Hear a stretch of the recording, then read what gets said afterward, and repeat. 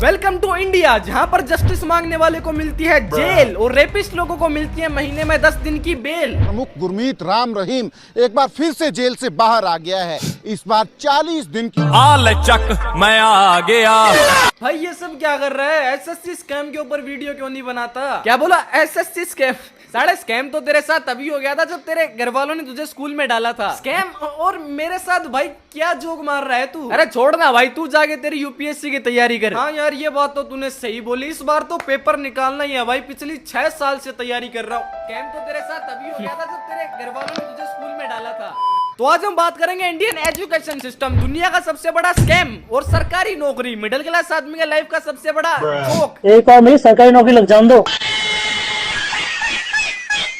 सबसे पहले हम बात करेंगे एजुकेशन स्कैम के बारे में। एजुकेशन इंडिया में एक बिजनेस मॉडल के अलावा कुछ नहीं है। तुम्हारे माँ बाप की जेब चूसने के अलावा शायद ये तुम्हारी जिंदगी में कहीं काम आएगी। तुम्हारा फोन पुराना होगा तो फेंक दोगे, तुम्हारे कपड़े पुराने होंगे तुम फेंक दोगे, लेकिन ये 200 साल पुराना बाबा आदम के जमाने का एजुकेशन सिस्टम, या मैं कहूँ ब्रिटिशर्स का गू, जिसे इंडियंस आज भी रसमलाई की तरह चाटते हैं। पूरी दुनिया ब्लॉकचेन, क्वांटम कंप्यूटिंग और एआई सीख रही है, लेकिन इंडिया की 5वीं क्लास में आज भी यही आता है कि गाय दूध देती है, गाय के 4 थन होते हैं, 2 सींग होती है, 1 पूंछ होती है। बस कर भाई।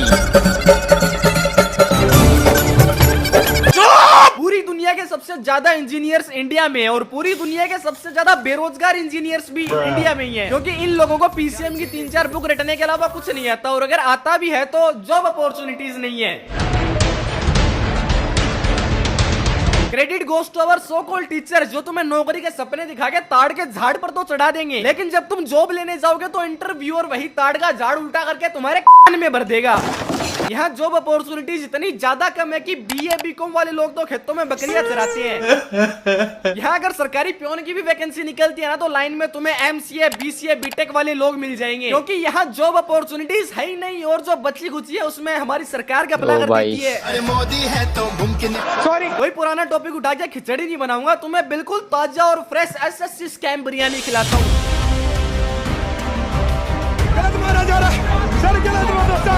On the spot centre change किया है इन लोगों ने। 3 लाख करोड़ का घोटाला है। सरकार बदलनी पड़े, सरकार बदल देंगे, लेकिन न्याय नहीं सहेंगे। मैंने इस टॉपिक पे पहले वीडियो क्यों नहीं बनाई? अगर बना भी देता तो मेरे एडसेंस अकाउंट में $4-5 आने के अलावा गवर्नमेंट को कोई फर्क नहीं पड़ता, और ना ही तुम्हारे 2 कौड़ी के प्रोटेस्ट से कोई फर्क पड़ेगा। प्रोटेस्ट करने वाले लोग मेरी नजरों में पागल है भाई। अगर तुम प्रोटेस्ट करने जाओगे, कुछ को पुलिस पकड़ के जेल में डाल देगी, तुम्हारे माँ बाप कोर्ट के चक्कर काटते रहेंगे, न्यूज वाले उसको कवर करेंगे नहीं, और कुछ बच्चों के पुलिस वाले हाथ पैर तोड़ देंगे ताकि 13 अगस्त वाला मेन एग्जाम ही ना दे पाए। वैसे वीडियो आ जाएगा क्या 13 अगस्त तक? और अगर एक बार एफआईआर लगी तो एज ए स्टूडेंट तुम्हारी जिंदगी बर्बाद भाई। बच्चे कुछ जो जॉब ऑप्शंस थे वो भी तुम्हें नहीं मिलने वाले, और इतना सब कुछ होने के बाद भी मुझे इंडियन गवर्नमेंट में खुद के बाप से भी ज्यादा भरोसा है कि तुम्हें वो नहीं मिलेगा।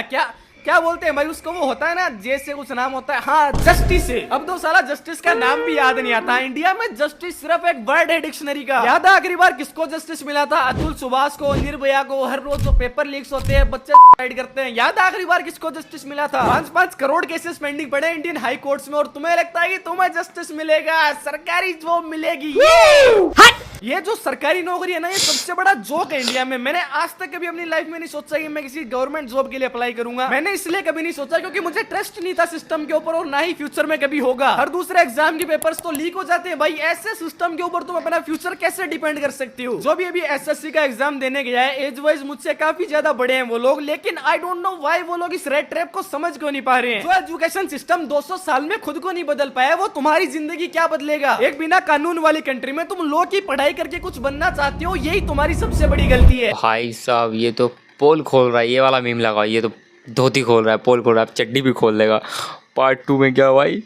सरकारी नौकरी, अब सरकारी नौकरी की मारी जाएगी। चलो तो अब हम बात करेंगे ह्यूमन सिविलाइजेशन का एकमात्र अर्निंग सोर्स, जो ऑक्सीजन से भी ज्यादा जरूरी है। One of my favourite joke, बोले तो सरकारी नौकरी। तुमने कभी तुम्हारे स्कूल के ओनर के बेटे को या फिर किसी एजुकेशन मिनिस्टर के बेटे को सरकारी नौकरी की तैयारी करते हुए देखा है? नहीं, क्योंकि कोई अपने ही बेटे को जहर नहीं देता। उनके बेटे तो शायद इंडिया में स्टडी भी नहीं करते होंगे, यूएस कनाडा जैसी किसी बड़ी कंट्री में शिफ्ट हो गए होंगे। लेकिन तुम्हारी प्राइवेट स्कूल का टीचर जो खुद कभी सरकारी टीचर का एग्जाम क्लियर नहीं कर पाया, वो तुम्हें यही ज्ञान देगा कि बेटा जान लगा दो, 99.99999% और सरकारी नौकरी ले जाओ। बेटा अगर तुम्हें सरकारी नौकरी मिल गई तो तुम्हारा उद्देश्य पूरा हो जाएगा, तुम्हारा जीवन सफल हो जाएगा, दुनिया तुम्हारे कदमों में आ जाएगी, अंबानी तुम्हारा पिछवाड़ा खुजाएगा। लेकिन लेकिन अब मैं तुम्हें रियलिटी चेक देता हूँ। एसएससी का एग्जाम देने वाले कितने बच्चे थे? 20 लाख से भी ज्यादा। और इसकी वैकेंसीज कितनी निकली थी? 15 से 20 हजार। मतलब तुम्हारे पास होने का चांस मुश्किल से 1%। और अगर इसमें करप्शन और पेपर लीक्स मिला तो 0.5%। मतलब कि तुमने 0.5% के लिए अपनी जिंदगी के 5 से 6 साल बर्बाद कर दिए। तुमने पढ़ाई करी, अपनी फैमिली से दूर रहे और तुम्हें क्या मिला? SSC scam. क्या ये नई बात है? मुझे लगा बोलेगा लौड़ा ये मेरा। तुम्हारे साथ हमेशा होता रहेगा। बिल्कुल, इस एग्जाम में सिलेक्शन होना ऐसा है जैसे एमपीएल में 20 रुपए की टीम बना के करोड़पति बनने का सपना देखना। मतलब कि इम्पॉसिबल। किताबों के ऊपर भी ये डिस्क्लेमर छपा हुआ होना चाहिए कि पढ़ाई में आर्थिक जोखिम संभव है, कृपया लोन लेके अपने बच्चे को महंगे कॉलेज में डाल के उसे पढ़ने के लिए मजबूर ना करें। डिस्क्लेमर, ट्रेन में सस्ता सामान देने वालों पे और काला कोट पहन के ज्ञान देने वालों पे कभी भरोसा नहीं करते।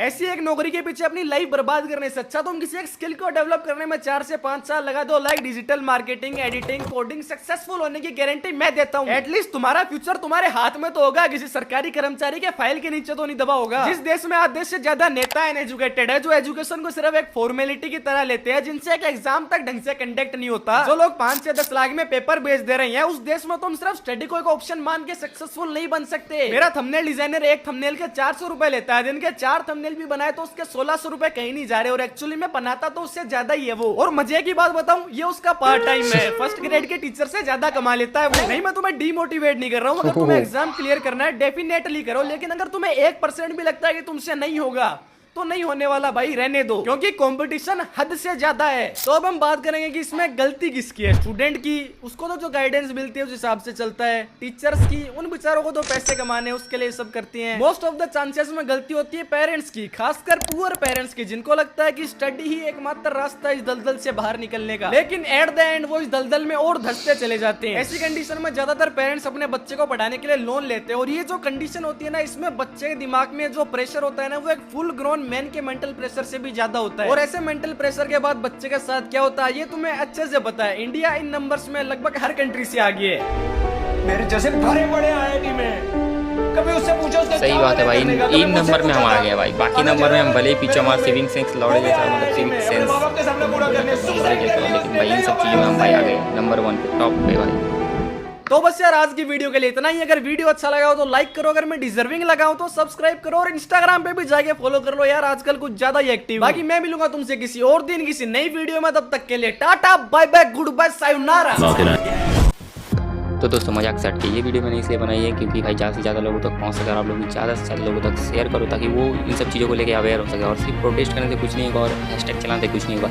इस पर आप लोगों को कुछ ज़्यादा मतलब आपको समझना, कुछ अलग लेवल का करना पड़ेगा। क्या करना है वो तो भाई जनता को देखना पड़ेगा कि क्या करना है। मगर वीडियो अच्छा लगे तो लाइक एंड सब्सक्राइब, और हाँ शेयर जरूर करना।